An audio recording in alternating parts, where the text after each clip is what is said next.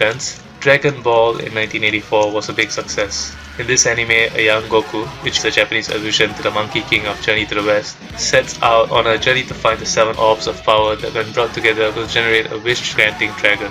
These orbs are the eponymous Dragon Balls. This was the start of the popular martial arts genre of anime, and later entries in this genre include the very popular Yu Yu Hakusho in 1990, One Piece in 1997, and Naruto in 1999. The 80s also saw the emergence of original video animations, or OVAs, which are basically direct-to-home video works. The very first Mamoru Oshii's Moon-based Talos in 1983 to 1984 was a flop, but following that came successful works like Fire Tripper, X Zone 23, which influenced The Matrix, and Mujigen Hunter Fandora, which are all 1985. Fire Tripper's plot involves a girl who is transported back in time after being trapped in a gas explosion.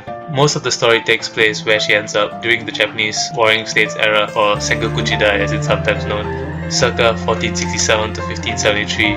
It's a sort of time travel story with bits of time paradox thrown in. This show is often seen as influencing the premise of at least the popular Inuyasha series in 2000.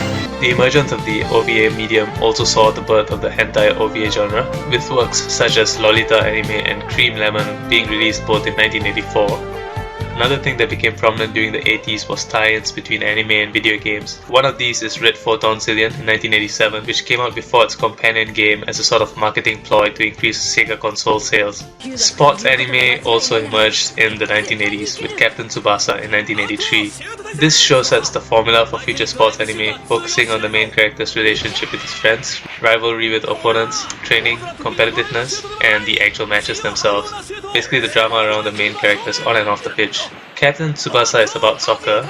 Later on, this formula would be used most famously in basketball, with Slam Dunk in 1993 to 1996, tennis, Prince of Tennis 2001 to 05, also known as Teniburi, and American football, iShield 21 2005 to 08. In the late 1980s and in the aftermath of Nausicaa, there was an increase in high-budget and/or experimental films.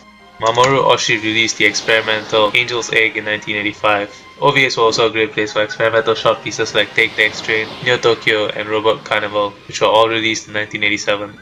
Theatrical anime became ambitious, with each film trying to outclass or outspend its peers. Night on the Galactic Railroad 1985, Tale of Genji 1986, Grave of the Fireflies 1988 were all ambitious films based on important literary works, while films like Mobile Suit Gundam Char's Counterattack in 1988 and Arion 1986 were big budget spectacles. This period of lavish budgeting and experimentation would reach its zenith with 2 of the most expensive anime film productions ever, the previously mentioned Royal Space Force The Wings of Honeomise and Akira in 1988. Most of these films simply did not make back the cost to produce them. Neither Akira nor Royal Space Force The Wings of Honeomise were box office successes in Japan. Because of this, as the 80s ended, large numbers of anime studios closed down, and tried and true formulas were favoured over experimentation.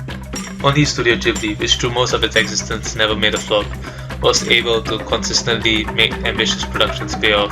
Kiki's Delivery Service in 1989 by Ghibli was the top grossing film for that year, earning over $40 million at the box office. Despite the failure of Akira in Japan, it really increased anime's international fan base. It was a cult hit overseas and eventually even became a symbol of the medium. If you haven't seen it, do yourself a favor, this is epic, watch it. This combination of domestic failure and international success for Akira, plus the devastating entry into the Japanese economy's famous lost decade, and Mushi Productions' Osamu Tezuka's death in 1989, brought